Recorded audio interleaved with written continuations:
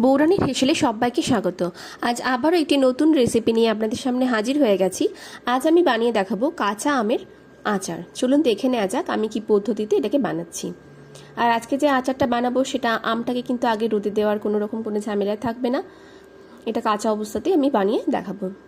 তার জন্য প্রথমে একটা মশলা বানাবো।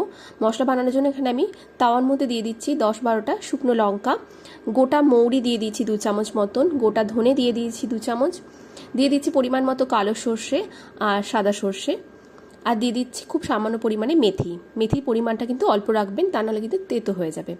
এবার এটাকে আমি 2 মিনিট একদমই লো হিটে এটাকে আমি ফ্রাই করে নেব। দেখুন রঙটা চেঞ্জ হয়ে এসেছে আর সুন্দর একটা গন্ধ বেরিয়ে আসবে। সেই সময় এটাকে আমি নামিয়ে ঠান্ডা করে গ্রাইন্ড করে নেব। এটাকে আমি কিন্তু অর্ধেক মতন পেস্ট করব।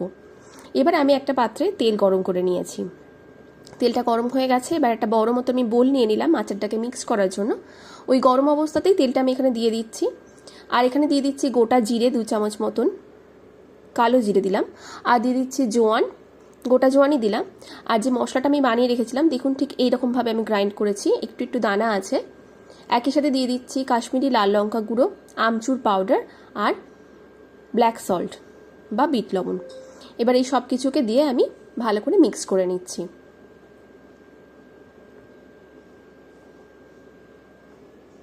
মিক্স করা হয়ে গেছে। এবার আমি যে কেটে রাখা আমগুলোকে সেগুলোকে ভালো করে আগে থেকে বাজার থেকে এনে ভালো করে ধুয়ে পরিষ্কার করে এরকমভাবে কেটে নিয়েছি, ছোট টুকরো করে কেটেছি। আর দেখুন আমগুলো কিন্তু একটু ভেতরে যে আঁটিটা সেটা একটু শক্ত হলে ভালো হয়, একদম নরম হয়ে দিলে দেবেন না, মানে একদমই কচি আম যেটা সেটাকে ব্যবহার করবেন না। এইভাবে আমি সমস্ত মশলার সাথে কাঁচা আমগুলোকে মাখিয়ে নিলাম। মাখানো হয়ে গেছে। এবার সব লাস্টে আমি এখানে ভিনিগার অ্যাড করব। ভিনিগারটা এই কারণেই দেবো যাতে এটাকে কোনো ফাঙ্গাস না লাগে। ভিনিগারটা 1/2 কাপ মতো দিয়ে এটাকে ভালো করে মিশিয়ে আমি কাঁচের জারে এটাকে ভরে 1 বছর মতন আমি এটাকে স্টোর করে রাখতে পারবো। আর মাঝে মাঝে এটার মধ্যে রোদ দেবেন, তাহলে খুব ভালো থাকে আচার। আর এইভাবে আপনারাও বাড়িতে বানিয়ে দেখবেন, খুব সহজেই তৈরি হয়ে যায় আর খেতেও খুব ভালো হয়। আর আজকের রেসিপি ভালো লাগলে অবশ্যই